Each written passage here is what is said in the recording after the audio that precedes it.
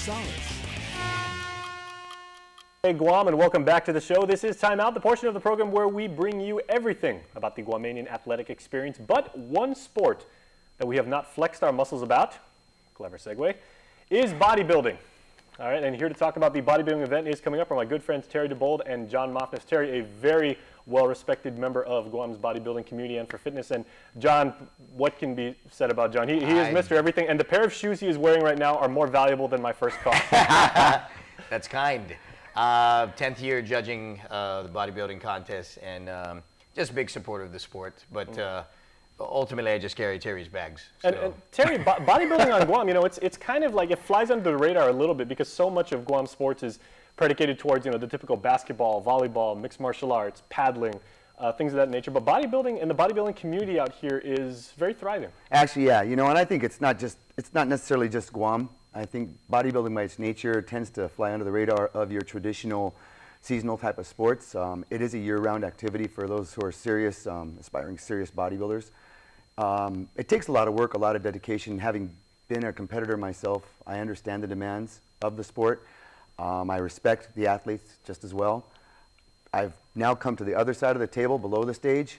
Perhaps unfortunately, I enjoyed being a competitor, but being the head judge of this year's show, I can tell you, after watching last year's show and just seeing what Guam has done for the sport of bodybuilding here, I think we're in for a fantastic event. Now, how esoteric is it, gentlemen, to be a judge of bodybuilders? Because you know, most people from the outside looking in, they're just like, man, that guy's totally shredded, or you know, like he's got muscle upon muscle upon muscle. You know, they harken back to the days of Schwarzenegger and Tony Atlas and things like that, and they just think bigger is better. But what are the mechanics of actually trying to judge a bodybuilder? Well, probably the toughest part of the job is most people, as you said, they kind of generalize and go, well, what's the difference?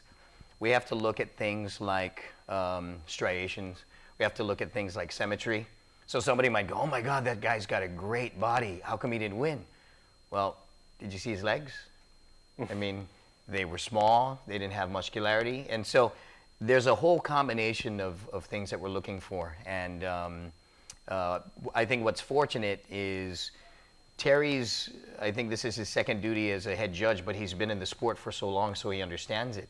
And everybody on the panel, I think I'm the only non-bodybuilder, non-competitor, but I've been such a follower of the sport, and this is my 10th year judging, so there's a lot of experience at the judges' table. And I'll liken it to something, not like I've ever done it, but if you, it's like judging figure skating, right? Well, what are you looking for? And I'm sure those figure skaters see certain things, the judges see certain things. Same thing. We take a look at the bodybuilders and we can see even just the slight differences why this guy, who looks like a carbon copy of that guy, should win. Now, there are other things that play into part also. There's emotion, right? If somebody is more energetic, if somebody comes in and is a better poser, I mean, those things can come into play. Because that's a real big thing about it too, right, Terry? It's all about presentation. Because exactly. Just like in the culinary arts, I mean, you can cook a perfect meal, but it's also how you plate it. Absolutely. And you know, just to add a little bit to what John is mentioning, there are criteria that judges are very familiar with, and you know, John is really good at this. Like you said, despite not necessarily having gone on the stage, a lot of the IFBB professional judges haven't necessarily been on the stage, but they're looking at the criteria, they're looking at the rules and what requirements are. We're looking at, like he mentioned, symmetry, muscularity, obviously, and presentation plays a huge role in it, because you can look fantastic, but if you just don't know how to properly present that, it can just throw you off compared to another person who really is out there with a confident look on his face and presenting himself properly. He or she, in other words, it's a male, female, it's a co-ed type of sport right now. So I think that the presentation is going to be very important. Sometimes presentation can be the extra point to take you over the top. I think in my case, in my past, I've won shows strictly because of the presentation.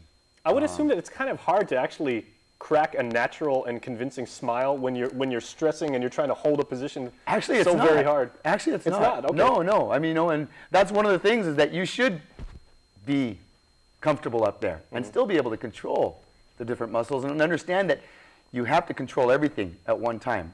Sometimes it's hard to be up on stage and be flexing your upper body and remember to flex your lower body. It's like keeping everything in tune.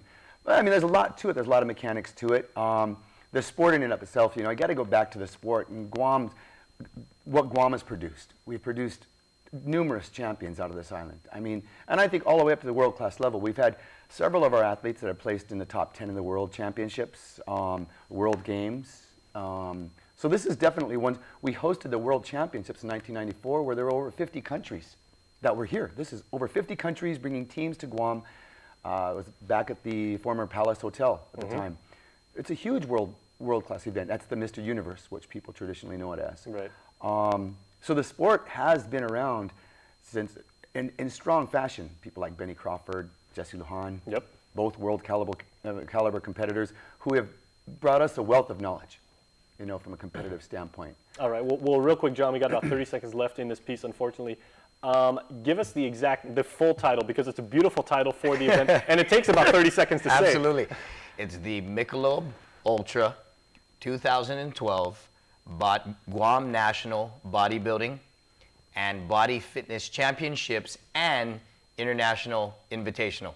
There's Japanese. And there's a partridge in a pear tree somewhere. If you played that in Words with Friends, you would beat every other person on Facebook. Absolutely, absolutely. Okay, and real quick, how can people get tickets if they want to see? Because it looks to be an amazing event. Yeah, Paradise Fitness, I know the tickets are available. Tomorrow, Saturday morning, the pre-judging is at 8 o'clock. Starts at 9 o'clock, actually. And the final event, starts at 6 p.m. LeoPalace Resort, $25 per person. It's a nice event. We have for the first time ever, Japanese competitors are here. There's 9 athletes from 9 men that are here to compete against our locals in the international event. This is going to be a nice stage. Professional bodybuilder Hideyoshi Yamagishi is also going to be guest posing for us. All right. And he's a phenom and the Phoenix Stage Band playing. Yeah, just huge. Yeah, all right, well, guys, we can't wait to see it. Thanks so much for the insight, and we'll see you there. Thanks, Chase. Thank you. All right, and that was Time Out. We will be right back with more Weekend Edition after this Time Out. Stay tuned. Time Out with Jason Salas.